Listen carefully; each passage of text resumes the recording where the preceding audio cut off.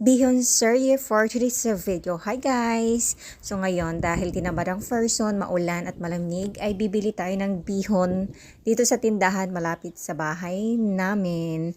And then, yun nga, tinamad ako kaya I decided na magluto na lang ng bihon para mas mapadali lang. And ito na nga, papunta na ako dito sa tindahan na malapit sa amin. Ito yung view. My love. Charot. Bilihan ng tubig. Tapos ito na yung tindahan na malapit sa amin. Ay, Joanne.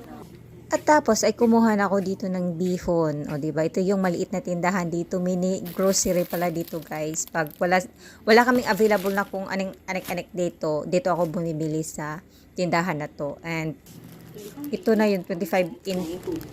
Ay, siya to sao? Oh. 对啊，今天做米粉呢，比较好吃。哎，谢谢。